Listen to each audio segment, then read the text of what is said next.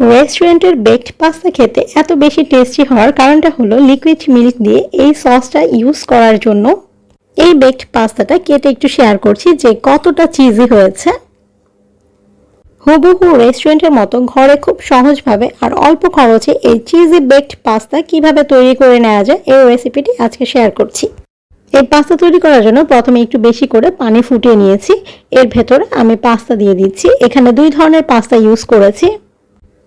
Pasta দিয়ে দেওয়ার পর এর ভেতরে লবণ দিয়ে দিচ্ছি হাফ টিস্পুন। এখানে লবণটা একটু বেশি ইউজ করেছি কারণ পাস্তাটা সেদ্ধ হয়ে গেলে পানিটা ঝরিয়ে তারপর আমি ঠান্ডা পানিতে একবার ধুয়ে নিব। এর ভেতর 2 টেবিল চামচ সয়াবিন তেল দিয়ে দিচ্ছি। সয়াবিন তেল দেওয়ার ফলে পাস্তাটা গায়ে গায়ে লেগে থাকবে না, মানে পাস্তাটা একটু ঝরঝরে হবে। নুডলসের থেকে পাস্তাটা সিদ্ধ হতে একটু সময় বেশি লাগে, এজন্য এটাকে 10 মিনিট সেদ্ধ করে নিচ্ছি। পাস্তাটা সেদ্ধ হতে হতে এর মাঝে আমি চিকেনটা রেডি করে নিচ্ছি। এর জন্য কিছুটা পরিমাণ সয়াবিন তেল গরম করে নিয়েছি।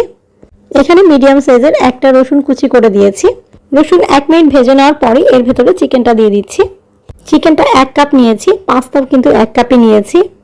চিকেনগুলোকে ছোট ছোট টুকরা করে কেটে নিয়েছি। এর ভেতরে লবণ দিয়ে দিচ্ছি 1/4 টিস্পুন, গোলমরিচের গুঁড়া হাফ টিস্পুন আর চিলি ফ্লেক্স দিয়ে দিচ্ছি 1 টিস্পুন। চিলি ফ্লেক্সটা এখানে একটু বেশি ইউজ করেছি কারণ এখানে অন্য কোনো আর মরিচ ইউজ করব না। চিকেনের গন্ধটা চলে যাওয়ার জন্য এখানে দিয়ে দিচ্ছি আদা পেস্ট হাফ টিস্পুন।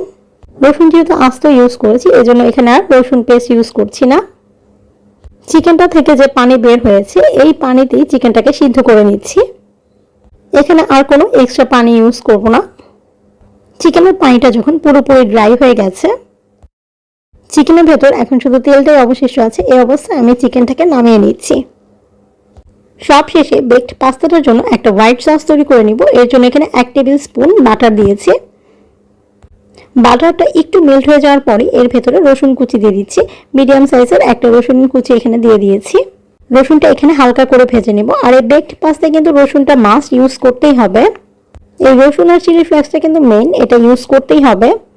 ভাজা রসুনের ভেতর 4 টেবিল স্পুন ময়দা দিয়ে দিচ্ছি। ময়দার পরিবর্তে এখানে আটা ইউজ করা যাবে। ময়দাটা একটু সময় নিয়ে ভেজে নিতে হবে যাতে করে ময়দার ভেতরে কাঁচা গন্ধটা না থাকে।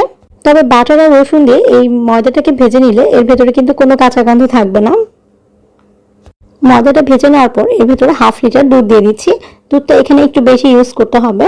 যেহেতু ময়দা ইউজ করেছি সেহেতু দুধটা ইউজ করার সাথে সাথে দুধটা ঘন হয়ে যাবে।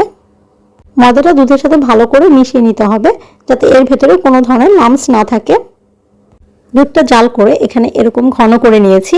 তারপর এর ভেতরে 1/4 টিস্পুন লবণ, 1/4 টিস্পুন গোলমরিচের গুঁড়া, 1 teaspoon chilli flakes, half teaspoon oregano আর ভর্তি করে 1 চা চামচ চিনি দিয়ে দিচ্ছি। চিনিটা এখানে অবশ্যই ইউজ করতে হবে। পাস্তার রিয়েল টেস্ট পেতে চাইলে অবশ্যই চিনিটা ইউজ করতে হবে। সব কিছু একসাথে মিক্সড করে একটু জাল করে নিচ্ছি। যে চিকেনটা তৈরি করে রেখেছিলাম ওই চিকেনটা এই সসের ভেতরে দিয়ে দিচ্ছি। শুরুতেই যে পাস্তাটা সেদ্ধ করে রেখেছিলাম ওই পাস্তাটা এখানে দিয়ে দিচ্ছি। চুলার আঁচ লোতে রেখে সবকিছু নেড়েচেড়ে একসাথে একটু মিক্সড করে নিচ্ছি। এর একটু টেস্ট বাড়ানোর জন্য এখানে কিছুটা পরিমাণ টমেটো সস ইউজ করছি। আর সব শেষে এর ভেতর অ্যাড করে দিচ্ছি গ্রেট করে রাখা মোজরেলা চিজ। চিজটা যতক্ষণ পর্যন্ত মেল্ট না হয়ে যায় ততক্ষণ পর্যন্ত এটাকে একটু নেড়ে চেড়ে নিব। এখানে যত বেশি চিজ ইউজ করা হবে পাস্তাটা তত বেশি চিজি হবে। যে বাটিতে পাস্তাগুলোকে সার্ভ করব সেই বাটিতে আমি পাস্তাগুলোকে এভাবে সাজিয়ে নিয়েছি। এখানে 4 বাটি পাস্তা হয়েছে। এই বাটিগুলো ওভেন প্রুফ। পাস্তাগুলোর উপর দিয়ে কিছু গ্রেট করা মোজরেলা চিজ দিয়ে দিয়েছি আর এর উপর দিয়ে দিচ্ছি কিছুটা পরিমাণ tomato sauce. Tomato sauce use করলে চুলায় যদি এটাকে বেক করা হয় তাহলে কালারটা সুন্দর আসবে, এই জন্য সসটা ইউজ করা। উপর দিয়ে আমি কিছু ব্ল্যাক অলিভ দিয়ে দিচ্ছি। ব্ল্যাক অলিভটা একদমই অপশনাল।